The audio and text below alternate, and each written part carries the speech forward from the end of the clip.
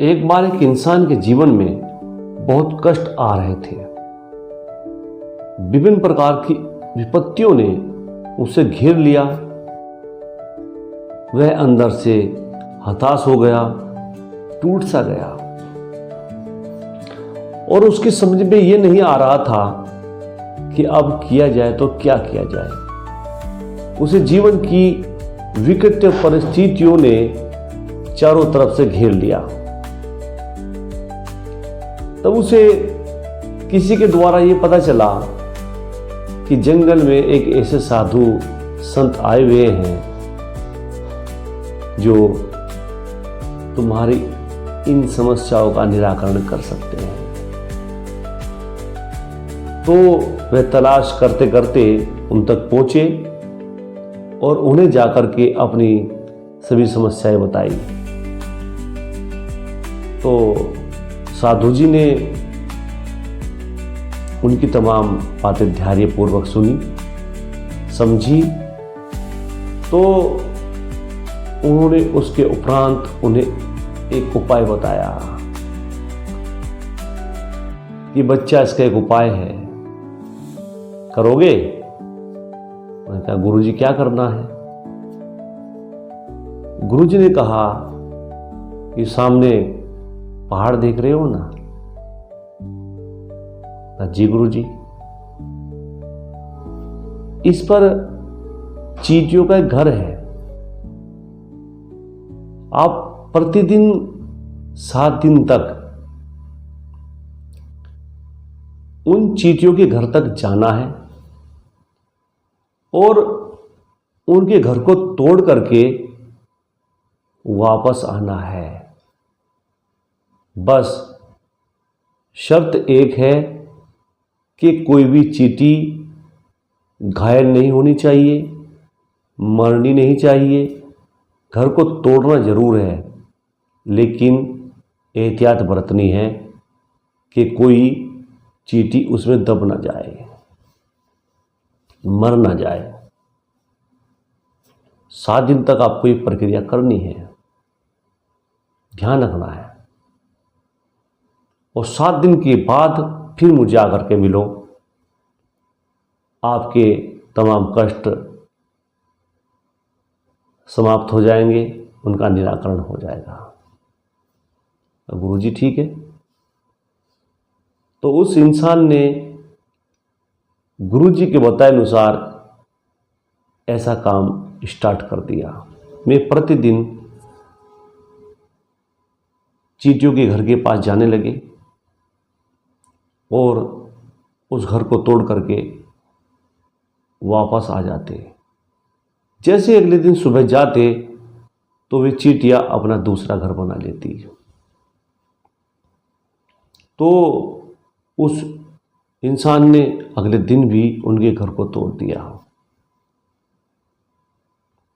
और फिर वो वापस आ गया। अगले दिन भी जब वो गया तो देखा क्या, चींटियों ने अपने घर का पुनर्निर्माण कर लिया है। तो वह व्यक्ति सोचने लगा कि मैं प्रतिदिन आता हूँ और ये घर के तोड़कर चला जाता हूँ, लेकिन ये हर दिन अपना घर बना लेती हैं। मुझे घर को तोड़ने का कोई फायदा ही नहीं हो रहा है। तो ऐसे करते करते 5वें दिन तक वह चिल्ला गया। अब की बार उसने थोड़ा क्रोध में चींटियों के घरों को थोड़ा तहस नहस कर दिया और उस गुस्से में कई चींटियां घायल भी हो गई और कई चींटियां मर भी गई। जबकि शर्त यह थी कि कोई चींटी मरनी नहीं चाहिए, घायल नहीं होनी चाहिए, लेकिन मर भी गई और घायल भी हो गई। तो इस बार उसे लगा कि गुरुजी के बताए अनुसार ये काम तो गलत हो गया। चींटी मरनी नहीं चाहिए थी, सिर्फ घर तोड़ना था। खैर, उसे अफसोस हुआ और दया आई। अगले दिन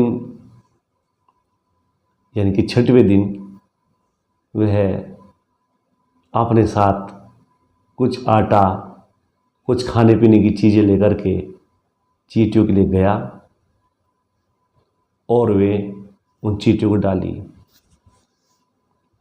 चींटियों ने उन्हें खाना स्टार्ट कर दिया और आज उसने चींटियों के घर को तोड़ा नहीं। यही काम उसने 7वें दिन भी किया। चींटियों के घर को तोड़ा नहीं और उन्हें खाना खिला करके आया। उसके हृदय परिवर्तन हो गया। 7 दिन की इस प्रक्रिया के बाद उसने तमाम बातें आकर के उस महान संत को बताई। तो महान संत ने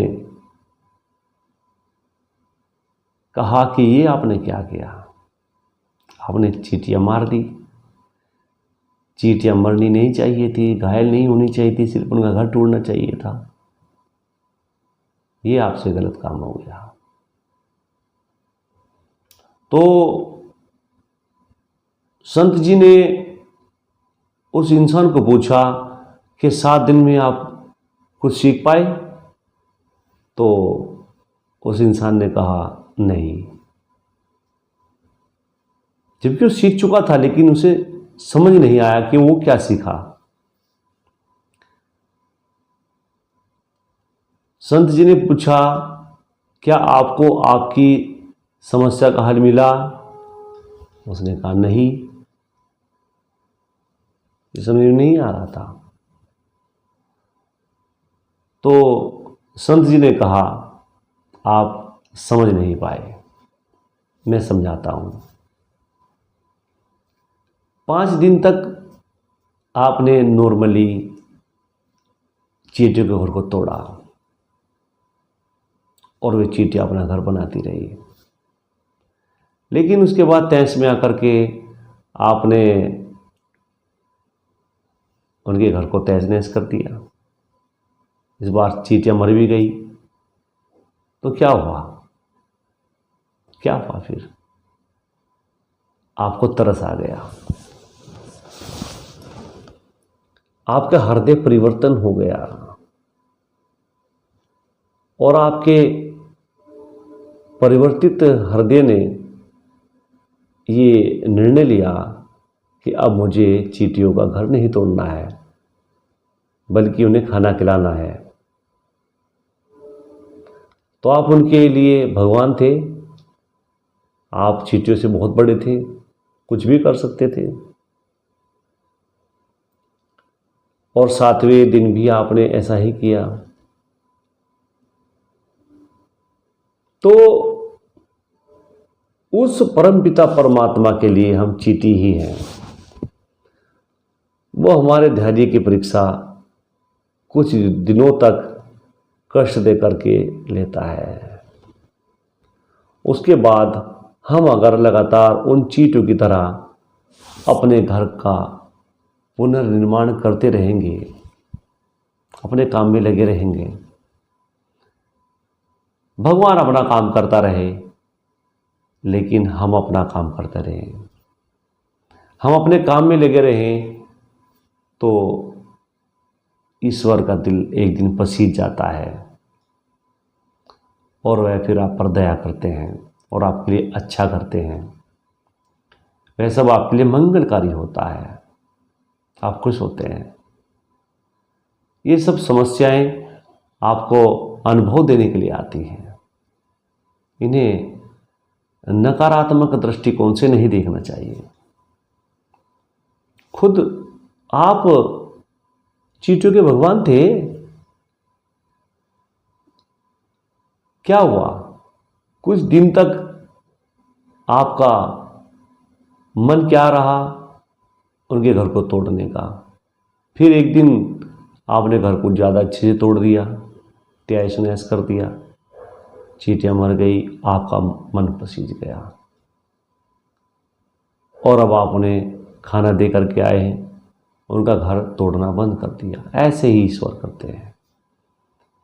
कुछ दिन हमें कष्ट देते हैं, हमारी परीक्षा लेते हैं, उसके बाद वो हम पर मेहरबान हो जाते हैं। खाना पानी दाना सब उनकी लीला है।